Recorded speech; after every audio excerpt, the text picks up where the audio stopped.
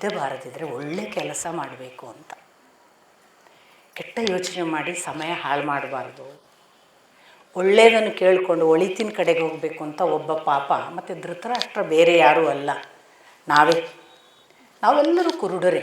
ನಮಗೊಂದಲ್ಲ ಒಂದು ಅಜ್ಞಾನವೇ ಅಲ್ವಾ. ನಾವು ಯಾರು ಎಲ್ಲವನ್ನು ತಿಳಿದವರು ಯಾರೂ ಇಲ್ಲ ಜಗತ್ತಿನಲ್ಲಿ. ಅಪರೂಪಕ್ಕೆ ಯಾರೋ ದೊಡ್ಡವರಾಗಿ ಹೋಗಿದ್ದವರಿದ್ದಾರೆ, ಅಪರೂಪಕ್ಕೆ ಕೆಲವರು ನಮ್ಮ ಕಾಲಮಾನದಲ್ಲಿ ಸಿಗ್ತಾರೆ. ಎಲ್ಲರೂ ದೊಡ್ಡವರಾಗಕ್ಕೆ ಸಾಧ್ಯವೇ ಇಲ್ಲ.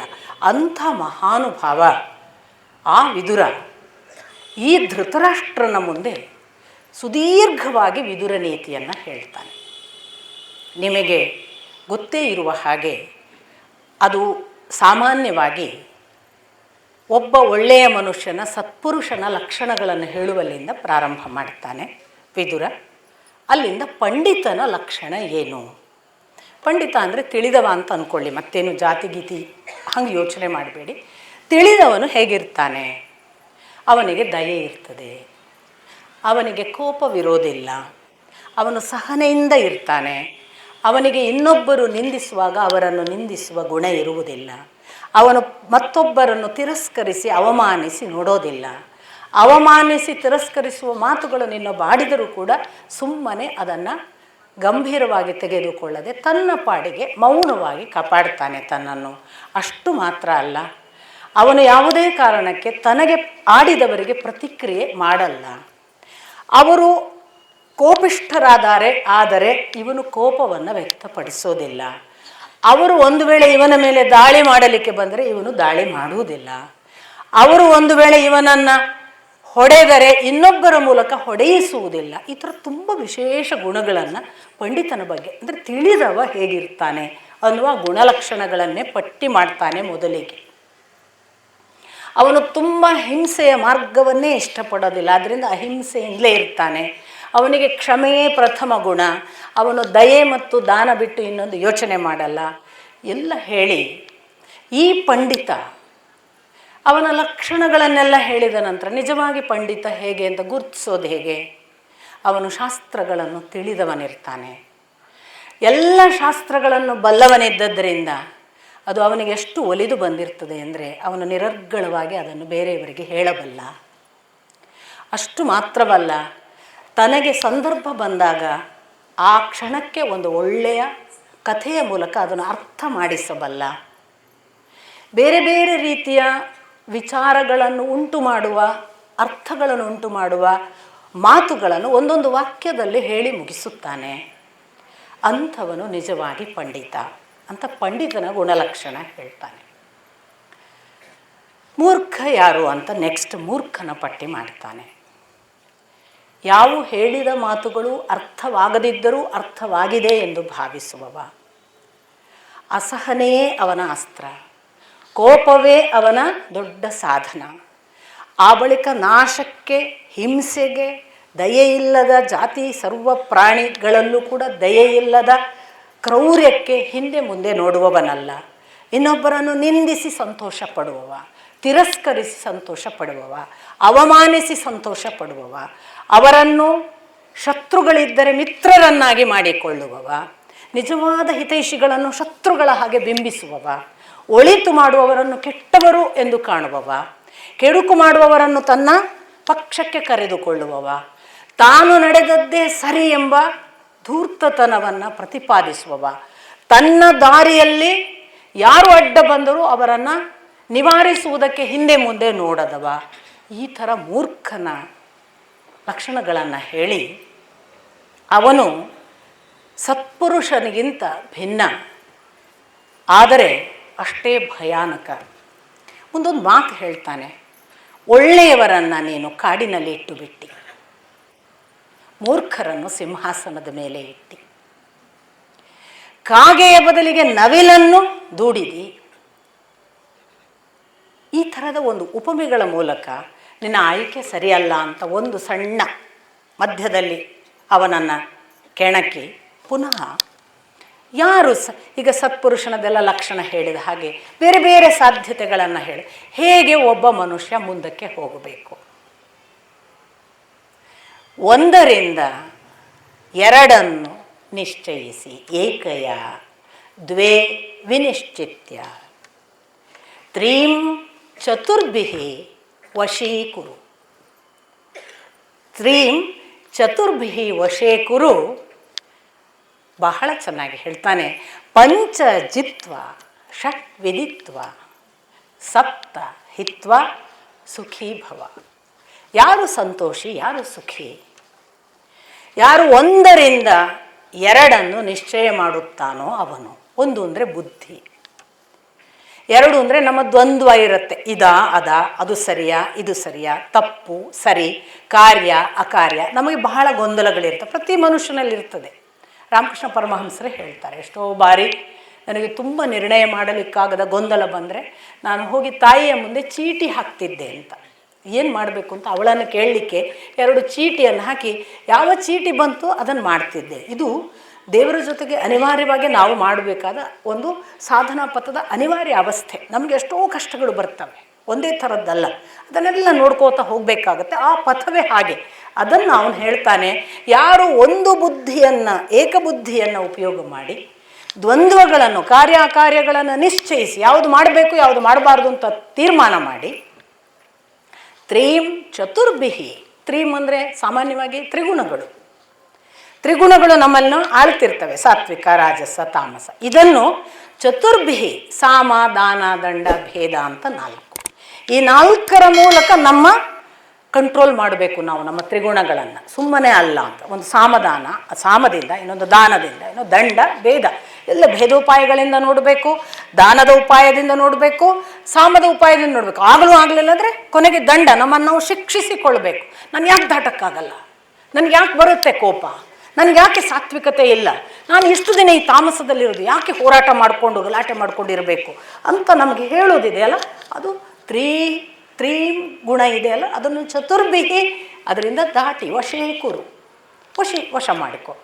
ಆಮೇಲೆ ಹೇಳ್ತಾನೆ ಪಂಚಜಿತ್ವ ಷಟ್ ವಿದಿತ್ವ, 5 ನೀನು ದಾಟಿದೆ ಅಂತಾದರೆ ನಿನಗೆ 6 ತಿಳಿಯುತ್ತದೆ. ಅರಿಷಡ್ವೈರಿಗಳು, ಪಂಚೇಂದ್ರಿಯಗಳನ್ನು ನೀನು ದಾಟಿದರೆ ನಿನಗೆ ಯಾವುದು ನಮ್ಮನ್ನು, ವೈರಿ ಯಾವುದು, ಷಡ್ವೈರಿಗಳು ಅರಿಷಡ್ವೈರಿಗಳು ಯಾವುದು ತಿಳಿತದೆ. ಹಾಗಾಗಿ ನೀನು ಅದನ್ನು ತಿಳಿಯುತ್ತೆ. ಆಗ ಸಪ್ತ, ಅದನ್ನು ಹಿತ್ವ, 7 ಬಿಡು. 7 ನಮ್ಮ ದುಷ್ಟಗುಣಗಳನ್ನು ಪಟ್ಟಿ ಮಾಡ್ತಾನೆ. ರಾಜನ ದುಷ್ಟಗುಣ ಅಂತಲೇ ಅದಕ್ಕೆ ಹೆಚ್ಚು ಪ್ರಾಮುಖ್ಯ ಕೊಡ್ತಾರೆ. ಯಾವುದು? ಬೇಟೆಯಿಂದ ಮಜಾ ತಗೊಳ್ಳೋದು, ಮದ್ಯಪಾನದಿಂದ ಮಜಾ ತಗೊಳ್ಳೋದು, ಸ್ತ್ರೀ ಸುಖದಿಂದ ಮಜಾ ತಗೊಳ್ಳೋದು, ಜೂಜಿನಿಂದ ಮಜಾ ತಗೊಳ್ಳೋದು, ಬೇರೆಯವರ ವಸ್ತುಗಳನ್ನು ಅಪಹರಿಸುವ ಅಪಹರಣದಿಂದ, ಅಥವಾ ಸುಳ್ಳು ಹೇಳಿ ಧನಾರ್ಜನೆ, ಈ ಥರ 7 ಹೇಳ್ತಾನೆ. ಇದು ಯಾವುದೂ ಕೂಡ ರಾಜನಿಗೆ ಒಳಿತಲ್ಲ ಅಂತ. ಈ 7 ಅಲ್ಲದೆ ಮುಂದೆ ಹೇಳ್ತಾನೆ, ನಾವು ಸದಾ ಜೀವನದಲ್ಲಿ ಪಂಚ ಅಗ್ನಿಯಲ್ಲಿ ಇರಬೇಕು ಅಂತ. ಜೀವನದಲ್ಲಿ ಪಂಚ ಅಗ್ನಿ ಇಲ್ಲದವನು ಎಂದೂ ಏಳಿಗೆ ಕಾಣೋದಿಲ್ಲ. ಯಾವುದು ಪಂಚ ಅಗ್ನಿ? ನಾವು ಪಂಚ ಅಗ್ನಿಗಳಲ್ಲಿ ತಪಸ್ಸು ಮಾಡ್ತಾರೆ ಅಂತ ಹಿಂದೆಲ್ಲ ಬಂತು.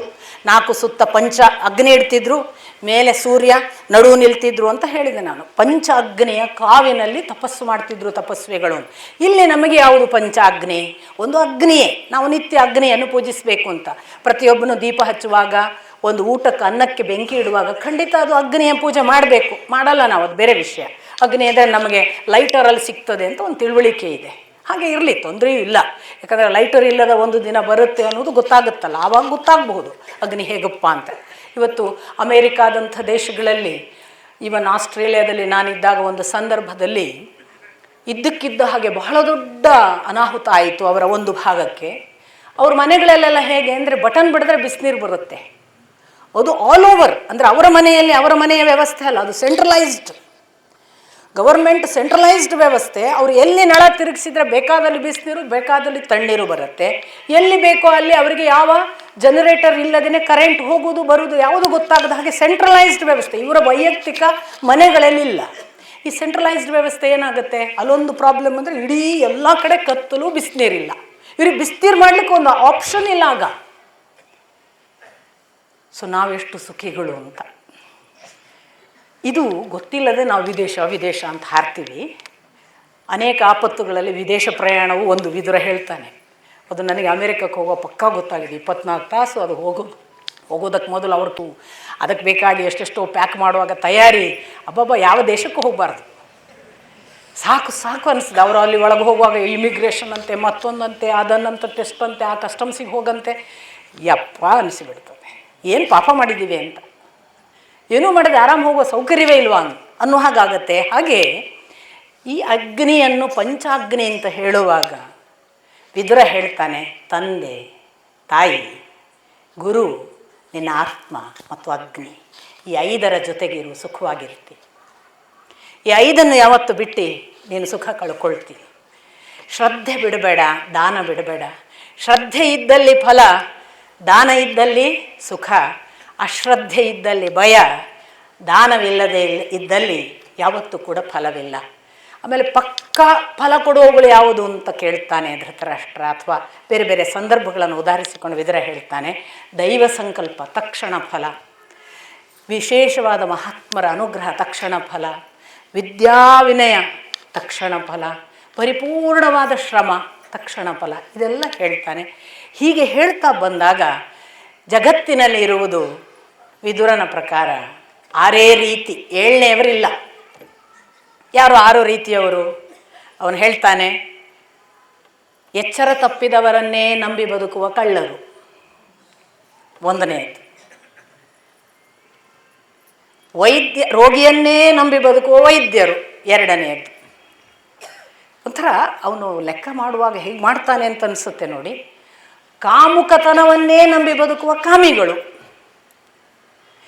ಈ 3ರ ಜೊತೆಗೆ ಅವನು ರಾಜನಿಗೂ ಯೋಗ್ಯವಾದದ್ದನ್ನು ಹೇಳುವ ಹಾಗೆ, ಬಹಳ ರಾಜನಿಗೆ ಯಾವುದೆಲ್ಲ 3 ಗುಣಗಳಲ್ಲಿರುವಂಥವರು ಜನಗಳು ಬೇಕು, ಅದು ಸೇರಿದಾಗ ಇದು 6 ಥರ ಅಂತ ಉಲ್ಲೇಖ ಮಾಡಿ, 6ಅಲ್ಲದೆ 7ನೇವರು ಇಲ್ಲ ಅಂತ ಹೇಳುವಾಗ ಪುನಃ ನಮಗೊಂದು ವಿಸ್ಮೃತಿ ಇದೆ ಅಂತಾನೆ. ಮನುಷ್ಯನ ಮರೆವು, ಕೃತಜ್ಞತೆ. ವಿಸ್ಮೃತಿ ಅಂದರೆ ನಿಜವಾಗಿ ನೆನಪಿಟ್ಟುಕೊಳ್ಬೇಕಾದವರು ನೆನಪಿಟ್ಟುಕೊಳ್ಳದೇ ಇರುವ ಗುಣ ಇದೆ. ಅದು ಯಾವುದು ಅಂತ ಲೆಕ್ಕ ಹಾಕಿ ಹೇಳ್ತಾನೆ, ವಿದ್ಯೆ ಕಲಿಸಿದ ನಂತರ ಕಲಿತ ಗುರುವನ್ನು ಮರೆಯುವುದು. ಕಲಿಸಿದ ಗುರುವನ್ನೇ ಮರೆತು ಬಿಡೋದು ವಿಸ್ಮೃತಿಯಲ್ಲಿ ಒಂದು.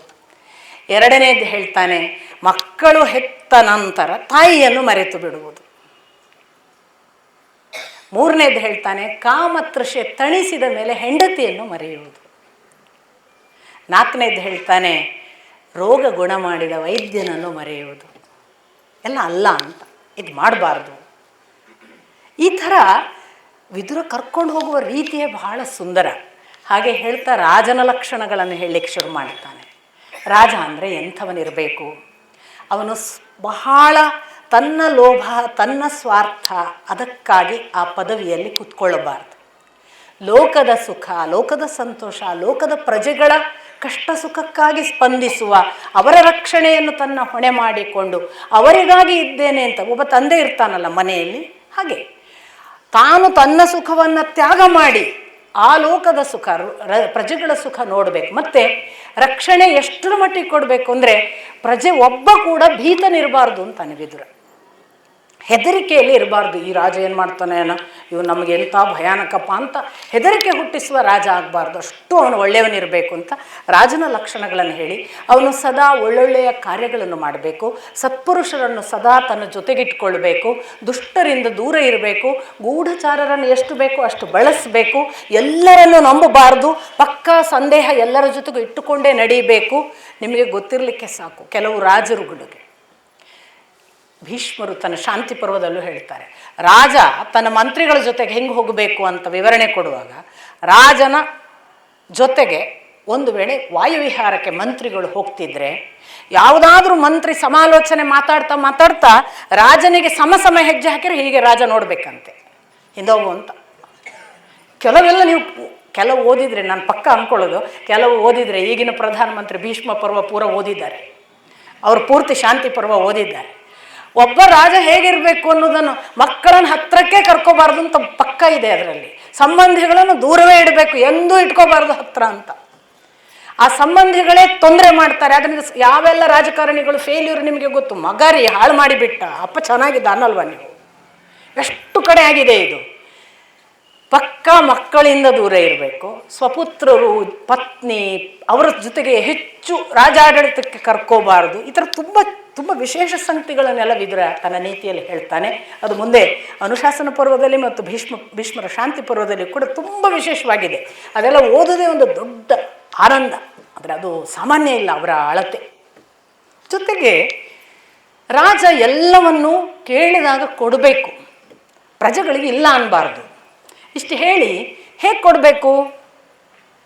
ಒಂದು ಎತ್ತರದ ವೃಕ್ಷದ ಫಲದ ಹಾಗೆ ಅಂತ, ಅಷ್ಟು ಈಸಿ ಸಿಗಬಾರ್ದು ಅಂತಾರೆ. ಕೊಡಬೇಕು, ದಣಿಸಿ ಕೊಡಬೇಕು, ಕೇಳಿದ ಕೂಡಲೇ ಕೊಡೋದಲ್ಲ. ಈ ಥರ ಅದನ್ನು ಹೇಳಿ ಮುಂದೆ ಹೇಳ್ತಾನೆ, ಸಂದರ್ಭಕ್ಕನುಗುಣವಾಗಿ ತೆರಿಗೆ ಹಾಕಬೇಕು.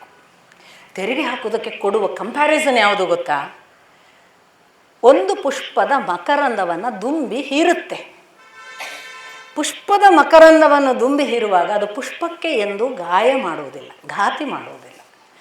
ಪುಷ್ಪವನ್ನು ತನ್ನ ಎಷ್ಟು ಅಳತೆಯಿಂದ ಹೀರಬೇಕು ಅನ್ನೋದು ಗೊತ್ತಿದ್ದು ಹೀರ್ಕೊಳ್ಳುತ್ತೆ, ಅದ್ರ ಹೊಟ್ಟೆನೂ ತುಂಬುತ್ತೆ, ಪುಷ್ಪದ ಸೌಂದರ್ಯವನ್ನು ಉಳಿಸುತ್ತೆ. ತೆರಿಗೆ ಹಾಗಿರಬೇಕು. ಪ್ರಜೆಗೆ ಕಷ್ಟ ಕೊಟ್ಟು ಅವನಿಂದ ಹೀರಬಾರದು. ಅವನು ಸುಖವಾಗಿ ಕೊಡುವುದಕ್ಕೆ ಅವನ ಆದಾಯದಲ್ಲಿ ಇಷ್ಟು ಸಾಧ್ಯ ಅನ್ನಿಸುವ ತೆರಿಗೆಯನ್ನು ಮಾತ್ರ ಹಾಕಬೇಕು. ಇನ್ನೊಂದು ಉದಾಹರಣೆ ಕೊಡ್ತಾರೆ. ಈ ಪುಷ್ಪ ಕಟ್ಟುವ ಒಬ್ಬ ಹೂ ಮಾಲೆ ಮಾಡುವವ, ಅವನು ಯಾವತ್ತು ಪುಷ್ಪವನ್ನು ಹರಿತಾನೆ ಹೊರತು ಗಿಡದ ಟೊಂಗೆ ಮುರಿಯಲ್ಲ. ನಾಳೆ ಬೇಕು ಅವನಿಗೆ, ಆ ವೃಕ್ಷವನ್ನು ಕಾಯ್ತಾನೆ, ಗಿಡವನ್ನು ಕಾಯ್ತಾನೆ, ಆರಾಮ್ಸೆ ಹೂ ತೆಗಿತಾನೆ. ಒಂದು ಹೂವಿನ ಮಾಲೆಯೂ ಸಿದ್ಧ ಆಯಿತು, ನಾಳೆಗೆ ಮತ್ತೆ ಹೂ ಕೊಡಲಿಕ್ಕೆ ಗಿಡನೂ ಇತ್ತು. ಹಾಗೆ ಪ್ರಜೆಗಳು ಉಳಿದಿರಬೇಕು ಚೆನ್ನಾಗಿ, ಸುಖವಾಗಿ, ಅವರಿಂದ ಒಳ್ಳೆಯ ಅಲಂಕಾರ ದೇಶಕ್ಕೆ ಆಗಬೇಕು. ಹೀಗೆಲ್ಲ ತೆರಿಗೆಯ ವಿಧಾನ. ಆಮೇಲೆ ತಾನು ಮಾಡಬೇಕಾದ ಯಜ್ಞ ಮುಂತಾದ ಕೆಲಸಗಳಲ್ಲಿ ಇತರರ ಜೊತೆಗೆ, ಅದು ಜಾತಿ ಮತ್ತು ಭೇದಕ್ಕೆ ಬಂದಾಗ ಯಾವ್ಯಾವರ ಜೊತೆಗೆ ಯಾವ್ಯಾವ ಕೆಲಸಗಳನ್ನು ಮಾಡುವಾಗ ಹೇಗೆ ಅವರ ಜೊತೆಗೆ ವರ್ತಿಸಬೇಕು. ಅಳತೆಯ ದೃಷ್ಟಿಯಿಂದ ವರ್ಗ, ನಾವು ಯಾವುದನ್ನು ಅವರು ಶ್ರೀಮಂತ ಬಡವ ಇವರ ಜೊತೆಗಾಗುವಾಗ ಹೇಗಿರಬೇಕು, ಯಾವ ಭೇದ ಇರುವುದ ಜೊತೆಗೆ ಇಲ್ಲದೇ ಇರುವ ರೀತಿ ಹೇಗೆ, ಎಲ್ಲವನ್ನ ಹೇಳಿ ಧೃತರಾಷ್ಟ್ರನಿಗೆ ಹೇಳ್ತಾನೆ ವಿದುರ, ನೀನು ತುಂಬ ಪುತ್ರ ವ್ಯಾಮೋಹದಲ್ಲಿದ್ದಿ. ಇದು ರಾಜನಿಗೆ ಒಳ್ಳೆಯ ಲಕ್ಷಣವಲ್ಲ. ನಿನ್ನನ್ನು ಎಷ್ಟು ಪುತ್ರ ವ್ಯಾಮೋಹ ಕಾಡಿರುವುದರಿಂದಲೇ ನೀನು ನನ್ನ ಮಾತನ್ನು ಅಂದಿನಿಂದಲೂ ಕೇಳುತ್ತಿಲ್ಲ. ನಾನು ಅಂದು ನಿನಗೆ ದ್ರೌಪದಿಯನ್ನು ಎಳೆದು ತರುವಾಗಲೇ ಹೇಳಿದೆ, ಇವನನ್ನು ಹೊರಗೆ ಹಾಕು. ಈ ಕುಟುಂಬದಿಂದ ಇವನನ್ನು ಹೊರಗೆ ಹಾಕಿದರೆ ನಿನ್ನ ಇಡೀ ಕುಟುಂಬ ಯಶಸ್ವಿಯಾಗುತ್ತದೆ. ನೀನು ನನ್ನ ಮಾತು ಕೇಳಲಿಲ್ಲ. ಒಂದು ಕುಲದ ಉಳಿಕೆಗಾಗಿ ಒಬ್ಬ ಮಗನನ್ನು ಹೊರಗೆ ಹಾಕಬೇಕು ಅನ್ನುವ ಮಾತು ನಾನು ನಿನಗೆ ಆಗಲೂ ಹೇಳಿದ್ದೆ. ನೀನು ಆ ಮಾತನ್ನು ತಿರಸ್ಕರಿಸಿದ್ದಿ. ಅದರ ಫಲವಾಗಿ ನಿನ್ನ ಕುಟುಂಬ ಈಗ ನಾಶವಾಗುವ ಹಂತದಲ್ಲಿದೆ. ಹಿಂದೆ ಹೀಗೆ ಒಂದು ಪುತ್ರನ ವಿಷಯವಾಗಿ ಬಹಳ ದೊಡ್ಡ ಜಿಜ್ಞಾಸೆ ಬಂತು. ಇಬ್ಬರು ಪುತ್ರರ ನಡುವಿನ ಜಿಜ್ಞಾಸೆಯನ್ನು ತಂದೆ ಒಬ್ಬ ನಿರ್ಣಯಿಸಬೇಕಾಗಿತ್ತು. ಅದನ್ನು ನಾನು ನಿನಗೆ ಹೇಳ್ತೇನೆ ಅಂತ ಹೇಳಿ, ಪ್ರಹ್ಲಾದನ ಮಗ ವಿರೋಚನ ನಿಮಗೆ ಗೊತ್ತು, ಸುಧನ್ವ ಅಂತ ಅಂಗಿರಸನ ಮಗ. ಅಂಗಿರಸನ ಮಗ ಮತ್ತು ವಿರೋಚನ ಒಂದು ದಿನ ಒಂದು ಸಂದರ್ಭ ಬರುತ್ತೆ. ವಿರೋಚನನಿಗೆ ಒಬ್ಬ ಕೇಶಿನಿ ಅನ್ನುವ ಕನ್ಯೆಯ ಜೊತೆಗೆ ಸ್ವಯಂವರವೋ ಮದುವೆಗೋ ತಯಾರಿ. ಈ ಕೇಶಿನಿ ಅನ್ನುವ ಕನ್ಯೆ ಒಂದು ಪ್ರಶ್ನೆ ಕೇಳ್ತಾಳೆ, ನೀನು ದೊಡ್ಡವನ ಸುಧನ್ವ ದೊಡ್ಡವನ ಅಂತ. ಯಾಕೆ ಈ ಪ್ರಶ್ನೆ ಅಂತ ಇವಾಗ ಕೇಳ್ತಾನೆ. ಯಾಕೆ ಅಂದರೆ ನಾವು ಮಿತ್ರರು, ನಿಂಗೆ ಯಾಕೆ ಈ ಪ್ರಶ್ನೆ ಬಂತು? ಇವಳು ಕೇಳ್ತಾಳೆ, ಹಾಗಲ್ಲ, ನೀನೀಗ ಒಬ್ಬ ರಾಜ, ನಿನ್ನ ಸಿಂಹಾಸನ ಇದೆ, ನೀನು ಆ ಸಿಂಹಾಸನದಲ್ಲಿ ಸುಧನ್ವನನ್ನು ಕೂಡಿಸ್ತೀಯಾ ಅಂತ ಕೇಳ್ತಾನೆ. ಆಗ ಅವನು ಹೇಳ್ತಾನೆ, ಅವನನ್ನು ಕೂಡ್ಸೋಕ್ಕೆ ಸಾಧ್ಯವೇ ಇಲ್ಲ, ನನ್ನ ಸಿಂಹಾಸನದಲ್ಲಿ ನಾನೇ ಕೂಡೋದು. ಮತ್ತು ಸುಧನ್ವ ಅವನ ಜಾಗ, ಅವನ ಜಾಗ ಇದೆ ಅಲ್ಲ, ಅವನ ದರ್ಬೆಯೋ ಅವನ ಮಣೆಯೋ ಚಾಪೆಯೋ ಎಲ್ಲರೂ ಕೂಡ್ತಾನೆ. ಓಹೋ, ಅಂದರೆ ನೀನು ಹೇಳೋದು ನೀನು ಶ್ರೇಷ್ಠ, ಅವನು ಕನಿಷ್ಠ ಅಲ್ವಾ? ಹೌದು, ಯಾಕೋ ನಂಗೆ ಒಪ್ಪಿಗೆ ಆಗಲ್ಲ ಅಂತಾಳೆ ಇವಳು. ಈಗ ಸುಧನ್ವನನ್ನೇ ಕರೀವ, ಅವನು ಹೇಳ್ತಾನೆ ಅಂತ ಇವ ಸುಧನ್ವನನ್ನು ಕರೀತಾನೆ. ಸುಧನ್ವನ ಹತ್ರ ಕೇಳ್ತಾನೆ ವಿರೋಚನ, ನಾನು ನಿನಗೆ ನನ್ನ ಸಿಂಹಾಸನದಲ್ಲಿ ಕೂತ್ಕೊಂಡ್ರೆ ನೀನು ಕೂತ್ಕೊಳ್ತೀಯಾ ಅಂತ. ಸುಧನ್ವ ಹೇಳ್ತಾನೆ, ನಾನು ನೀನು ಕರೆದದ್ದಕ್ಕೆ ಗೌರವ ಸೂಚಕವಾಗಿ ಅದನ್ನು ಮುಟ್ಟಿ ನಮಸ್ಕರಿಸ್ತೇನೆ, ಕೂತ್ಕೊಳ್ಳಲ್ಲ. ಯಾಕೆ ಕೂತ್ಕೊಳ್ಳಲ್ಲ? ಯಾಕೆಂದರೆ ನೀವು ರಾಜರು, ರಾಜಸಿಂಹಾಸನ ಅದು, ಸಿಂಹಾಸನಕ್ಕೆ ಅದರದ್ದೇ ಗೌರವ ಬೆಲೆ ಇದೆ, ನಾನು ಅದನ್ನು ಕೊಡಬೇಕಾಗತ್ತೆ, ಅದರಿಂದ ನಾನು ಕೂತ್ಕೊಳ್ಳಲ್ಲ. ಕೂಡಲೇ ಇವನಿಗೇನು ಅನ್ನಿಸ್ತು, ಇವ ನನ್ನನ್ನು ಗೌರವ ಕೊಡುವುದು ಅಂತ ಹೇಳಿ ಇವ ಭಾರಿ ದೊಡ್ಡವ ಅನ್ನೋ ಹಾಗೆ ಮಾತಾಡ್ತಿದ್ದಾನೆ ಅಂತ ಇವ ಏನಂದ, ಎಷ್ಟಂದ್ರೂ ನೀವು ದರ್ಬೆ ಮೇಲೆ ಕೂತ್ಕೊಳ್ಳೋರು, ಮನೆ ಮೇಲೆ ಕೂತ್ಕೊಳ್ಳೋರು, ಚಾಪೆ ಮೇಲೆ ಕೂತ್ಕೊಳ್ಳೋರು, ಆದ್ದರಿಂದ ನೀವು ಸಿಂಹಾಸನದ ಮೇಲೆ ಕೂತ್ಕೊಳ್ಳಲ್ಲ ಅಂತ ಇವು ಸ್ವಲ್ಪ ಕೆಣಕ್ತಾನೆ ಸುಧನ್ವ.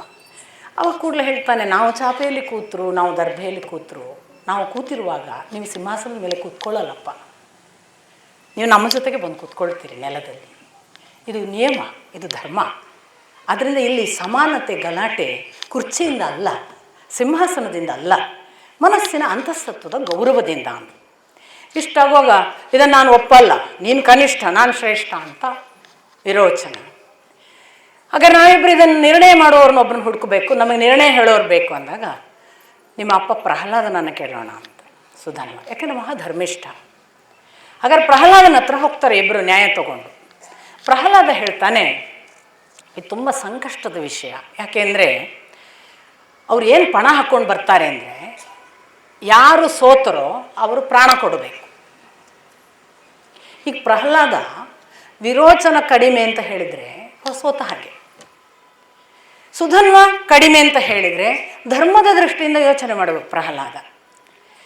ಏನು ಮಾಡಬೇಕು ಅನ್ನೋ ಗೊಂದಲ. ಪ್ರಹ್ಲಾದ ಹೇಳ್ತಾನೆ, ನನಗೆ ಏನೂ ಹೊಳಿತಿಲ್ಲಪ್ಪ, ನಾನು ಏನು ಹೇಳಿದರೆ ನನಗೆ ಸರಿ ಅಂತ ಗೊತ್ತಾಗ್ತಿಲ್ಲ, ನೀನೇ ಹೇಳು ಅಂತಾನೆ. ಆಗ ಸುಧನ್ವ ಹೇಳ್ತಾನೆ, ನಾನಂತೂ ಹೀಗೆ ಭಾವಿಸಿದ್ದೇನೆ, ಇದರಲ್ಲಿ ಅಂತಸ್ತು ಇಲ್ಲ, ಯಾರು ಸಿಂಹಾಸನದವರು ಯಾರು ನೆಲದವರು ಪ್ರಶ್ನೆ ಅಲ್ಲ, ಯಾರು ಯಾರಿಗೆ ಯಾವುದು ಉಚಿತವೋ ಅದನ್ನು ಆಯಾ ಸಂದರ್ಭದಲ್ಲಿ ಮಾಡ್ತಾರೆ. ಅದಕ್ಕೆ ಒಬ್ಬರು ಎತ್ತರ ಕೂತಿದ್ದಾರೆ, ಒಬ್ಬರು ಕೆಳಗೆ ಕೂತಿದ್ದಾರೆ, ಅದರಿಂದ ಯಾರ ಗೌರವ ಕಡಿಮೆ ಆಗೋದು ಹೆಚ್ಚಾಗೋದು ಅಲ್ಲ ಅಂತ ನನಗೆ ಅನ್ನಿಸ್ತದೆ. ಪ್ರಹ್ಲಾದ ಕೈ ಮುಗಿದು ಹೇಳ್ತಾನೆ, ನೀನು ಅಂಗಿರಸನ ಮಗ, ನಾನು ಅಂಗಿರಸನಿಗೆ ಮಿತ್ರ, ನೀನೇ ಗೆದ್ದಿದ್ದಿ, ನನ್ನ ಮಗ ಸೋತಿದ್ದಾನೆ ಅಂತ ಒಪ್ಕೊಂಡ್ಬಿಡ್ತಾನೆ. ಯಾಕೆ ಅವನಿಗೆ ಗೊತ್ತು ತನ್ನ ಮಗನ ಪ್ರಾಣತ್ಯಾಗ ಕೊಡಬೇಕು, ಧರ್ಮ ಬಿಡಬಾರ್ದು ಅಂತ ಪ್ರಹ್ಲಾದ. ಇಷ್ಟು ಹೊತ್ತಿಗೆ ಬೇರೆ ಕಡೆ ಬರುತ್ತೆ, ಅಂಗಿರಸರೇ ಇದಕ್ಕೆ ಉತ್ತರ ಕೊಟ್ಟರು ಅಂತ ಬಂದು, ಸುಧನ್ವ ಅಲ್ಲ. ಇನ್ನೊಂದು ಕಡೆ ಬಂದಾಗ, ಮೊದಲು ಬಂದಾಗ, ಆಮೇಲೆ ಅಂಗಿರಸರೇ ನೀನಿಷ್ಟು ಪ್ರಾಮಾಣಿಕವಾಗಿ ಮಗನನ್ನು ಅವನು ಸೋತಿದ್ದಾನೆ ಅಂತ ಅವನನ್ನು ಕಳ್ಕೊಳ್ಳಿಕ್ಕೆ ತ್ಯಾಗ ಮಾಡಲಿಕ್ಕೆ ಸಿದ್ಧನಾಗಿದ್ದೆ, ನಿನ್ನಂಥ ಧರ್ಮಿಷ್ಠನಿಗೆ ನಾನು ವರ ಕೊಡ್ತೇನೆ, ನಿನ್ನ ಮಗ ಬದುಕ್ತಾನೆ ಅಂತ ವರ ಕೊಡ್ತಾರೆ ಅಂಗಿರಸರು.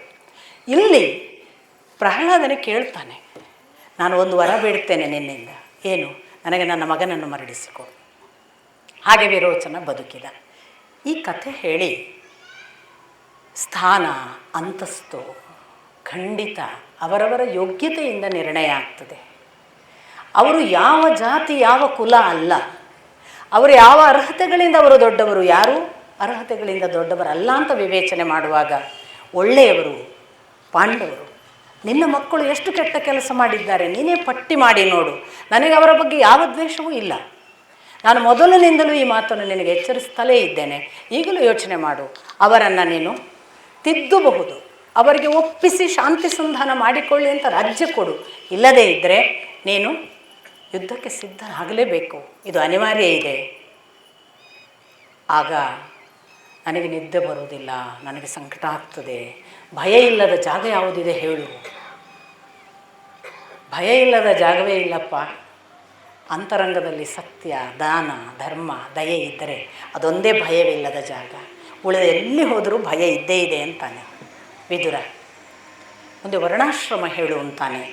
4 ಚಾತುರ್ವರ್ಣ್ಯಗಳು, ಆ ವರ್ಣಗಳು ಯಾಕೆ ಇದ್ದಾವೆ, ಏನೇನು ಅವರ ಕೆಲಸ, ಏನು ಅವರ ಧರ್ಮ, ಅವ್ರು ಯಾವ ಕೆಲಸವನ್ನು ಯಾವ ಹೊತ್ತಿಗೆ ಮಾಡಬೇಕು, ಮಾಡದಿದ್ದರೆ ಹೇಗೆ ಅಧರ್ಮ, ಗೃಹಸ್ಥ ಆಶ್ರಮಕ್ಕೆ ಹೇಗೆ ಅಂದರೆ ವರ್ಣಾಶ್ರಮ ಮಾತ್ರ ಅಲ್ಲ, ಇನ್ನಿತರ 4 ಆಶ್ರಮಗಳಿದ್ದಾವೆಲ್ಲ, ಬ್ರಹ್ಮಚರ್ಯ, ವಾನಪ್ರಸ್ಥದ, ಸನ್ಯಾಸ ಅಥವಾ ಗೃಹಸ್ಥ, ಆ 4 ಆಶ್ರಮಗಳ ಕ್ರಿಯೆಗಳು ಎಲ್ಲವನ್ನು ಹೇಳಿ, ವಿದುರ ನೀನು ತುಂಬ ಚೆನ್ನಾದ ತಿಳುವಳಿಕೆ ಇರುವವ, ನಿನಗೆ ನನ್ನ ಮಾತುಗಳು ಅರ್ಥವಾಗುತ್ತವೆ, ಒಳಿತು ಯಾವುದು ಕೆಡುಕು ಯಾವುದು ವಿವೇಚಿಸಬಲ್ಲವ, ನೀನು ಇನ್ನೊಮ್ಮೆ ನಿನ್ನನ್ನು ಸ್ಪಷ್ಟವಾಗಿ ಯೋಚನೆಗೆ ಹಚ್ಚಿಕೋ, ಒಳಿತಿನ ನಿರ್ಣಯ ಮಾಡು, ಕೆಡುಕಿನ ನಿರ್ಣಯ ಮಾಡಬೇಡ, ಮೋಹಕ್ಕೆ ಬೀಳಬೇಡ.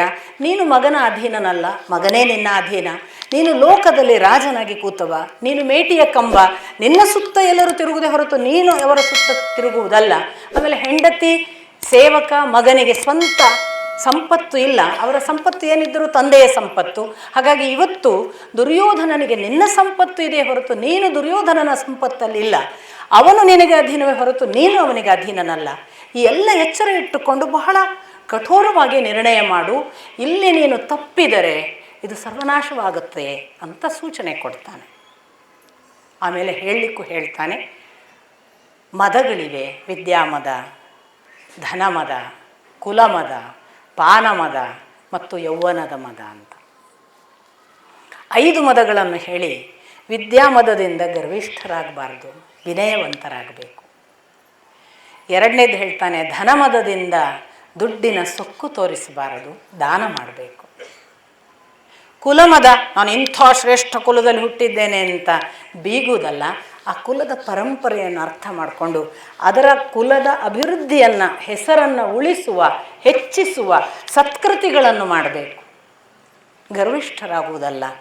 ಮತ್ತು ಯೌವನದ ಮದ, ಅದು ತಾನೇ ವಯಸ್ಸಾಗ್ತಾ ಹೋಗ್ತದೆ. ಕೊನೆಯದು ಹೇಳ್ತಾನೆ, ಇನ್ನೊಂದು ಅವನು ಬಹಳ ಸೂಚ್ಯವಾಗಿ ಹೇಳೋದು, ಪಾನ ಮದ, ಅದು ಅತ್ಯಂತ ಪಾಪಿಷ್ಠ. ಯಾಕಂದರೆ ಮಾಡಬೇಕಾದ ಕೆಲಸ ಬಿಟ್ಟು ಅಕಾರ್ಯ ಮಾಡಿಸ್ತದೆ, ಮಾಡಬೇಕಾದ ಯೋಚನೆಯನ್ನು ಬಿಟ್ಟು ಮಾಡಬಾರದ ಯೋಚನೆಯನ್ನು ಮಾಡಿಸ್ತದೆ, ಮಾಡಬಾರದ ಮಾತನ್ನು ಬಿಟ್ಟು ಆಡಬಾರದ ಮಾತನ್ನು ಆಡಿಸ್ತದೆ.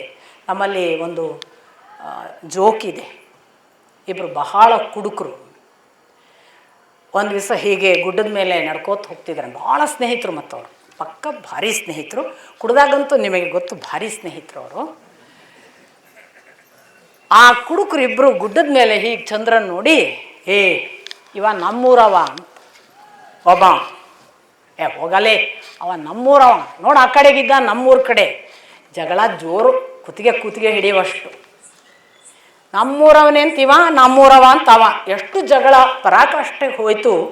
ಒಬ್ಬ ಪಾಪದ ಪಂಡಿತ ಬಂದ, ತುಂಬ ತಿಳಿದವ. ನಾನು ಹೇಗಿರ್ತಾರೆ ಹೇಳಿದೆ, ಮೌನಿ, ಹೆಚ್ಚು ಮಾತಾಡಲ್ಲ, ಶಾಂತ, ಕ್ಷಮ, ದಯ, ಗಲಾಟೆಗೆ ಹೋಗೋವರೆಲ್ಲ, ಹಿಂಸೆ ಗೊತ್ತಿಲ್ಲ ಅಂಥವರು. ಅವ ಕೇಳೋಣ, ಅವ ಹೇಳ್ತಾನಂತ ಹಿಡಿದ್ರು ಅವನನ್ನು ಇಬ್ಬರು ಕೂಡಿ. ಬರಲೇ, ಇವ ಯಾವ ಊರವ ಹೇಳು. ಅವ ಪಂಡಿತ ಹೇಳಿದ, ನಾನು ಈ ಊರಿನವ ಅಲ್ಲಪ್ಪ, ನಂಗೆ ಗೊತ್ತಿಲ್ಲ. ಪಾರಾಗ್ಲಿಕ್ಕೆ ಅದೊಂದೇ ದಾರಿ ಅಲ್ವಾ, ಮತ್ತು ಏನು ಮಾಡಿ ಈ ಕುಡುಕರ ಮಧ್ಯೆ. ಹಾಗಾಗಿ ಪಾನ ಮದ ಏನೂ ಮಾಡಿತ್ತು. ಇಂಥ ಒಳ್ಳೆಯ ಉಪದೇಶಗಳನ್ನು ಮಾಡುವಾಗ ಎಂತೆಂಥ ಸತ್ಯಗಳನ್ನು ಹೇಳ್ತಾನೆ. ಪಾನ ಮದದಷ್ಟು ಪಾಪ ಭೂಯಿಷ್ಠವಾದದ್ದು ಇನ್ನೊಂದಿಲ್ಲ. ಪಾನ ಮದ ಯಾಕೆ ಪಾಪ ಭೂಯಿಷ್ಠ ಅನ್ನುವಾಗ ಈ ಉದಾಹರಣೆಗಳನ್ನು ಕೊಡ್ತಾರೆ. ಅಂದರೆ ಅವರಿಗೆ ಮಾತು ಆಡೋ ಹೊತ್ತಿಗೆ ತಪ್ತಾರೆ, ಆಡಬೇಕಾದ ಮಾತಾಡಲ್ಲ, ಕೆಟ್ಟ ಕೆಲಸ. ಅಂದರೆ ನಾನು ಯಾರನ್ನು ಕೆಟ್ಟವರು ಅಂತ ಹೇಳೋದಲ್ಲ, ಎಷ್ಟೋ ಕುಡುಕರು ತುಂಬ ಒಳ್ಳೆಯವರು ಇರ್ತಾರೆ, ಆಂತರಂಗಿಕವಾಗಿ ಚಟಕ್ಕೆ ಬಿದ್ದು ಹಾಳಾಗ್ತಾರೆ. ಅವ್ರು ಕುಡ್ದಾಗ ಮತ್ತೆ ನಿಜವಾಗಿ ಪ್ರಾಮಾಣಿಕರಾಗಿ ಎಲ್ಲ ಸತ್ಯಗಳನ್ನು ಹೇಳ್ತಾರೆ. ಅದಕ್ಕೆ ಅದನ್ನು ಹೇಳ್ತಾನೆ, ಅವ್ರ ಹತ್ರ ರಹಸ್ಯವೇ ಉಳಿಯಲ್ಲ, ಅವ್ರು ಎಲ್ಲ ಬಟಾಬಯಲು ಮಾಡಿಬಿಡ್ತಾರೆ. ತಾವೇ ಹೇಳಿದ ರಹಸ್ಯ ಬಟಾಬಯಲಾದ್ರಿಂದ ಮರು ದಿವಸ ಮಿತ್ರನ ಕೈಲಿ ಅವರೇ ಸಿಕ್ಕಿ ಬೀಳ್ತಾರೆ, ಎಲ್ಲ ಸಮಸ್ಯೆಗಳನ್ನು ಹೇಳ್ತಾರೆ. ಇನ್ನೂ ಒಂದು ಬಹಳ ಚೆನ್ನಾದ, ಅಂದರೆ ಇಂಟೆಲಿಜೆಂಟ್ ಇರ್ತವೆ ಅಂತ ನಾನು ಜೋಕ್ಸ್ ಹೇಳೋದು ಬೇರೆ ಏನು ಕಾರಣಕ್ಕಲ್ಲ, ಎಷ್ಟು ಅದರಲ್ಲೂ ಒಂದು ಬುದ್ಧಿಮತ್ತೆ ಇದೆ, ಎಲ್ಲವನ್ನೂ ಅಪ್ರಿಷಿಯೇಟ್ ಮಾಡಬೇಕು. ಇಬ್ಬರು ಮಹಾ ಕುಡುಕರು ಮಿತ್ರರಿದ್ರಂತೆ. ಒಬ್ಬ ಮಿತ್ರನಿಗೆ ಒಂದು ದಿನ ದೇವರು ಪ್ರತ್ಯಕ್ಷನಾದನಂತೆ.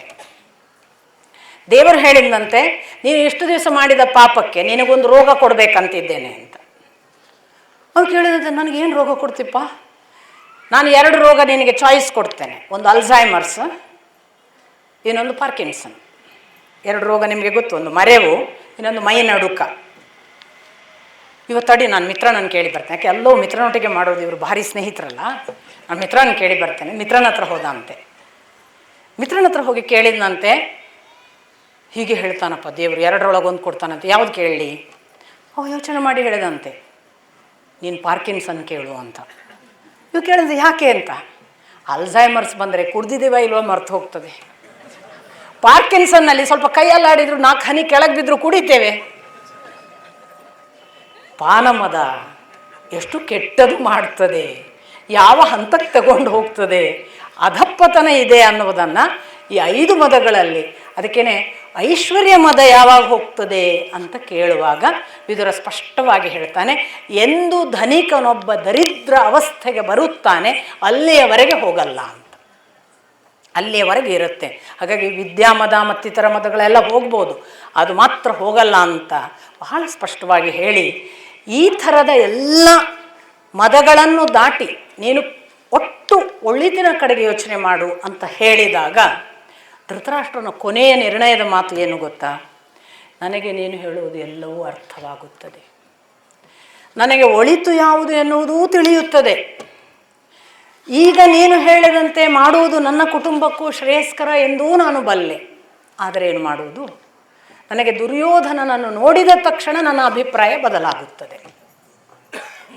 ಆದ್ದರಿಂದ ನಾನು ಇಂದು ಒಂದು ಹೊಸ ನಿರ್ಣಯಕ್ಕೆ ಬಂದಿದ್ದೇನೆ.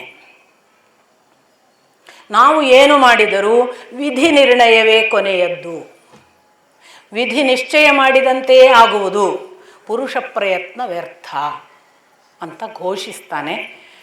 ಮುಂದೇನಾಯಿತು ನಾಳೆ ನೋಡೋಣ. ನಮಸ್ಕಾರ.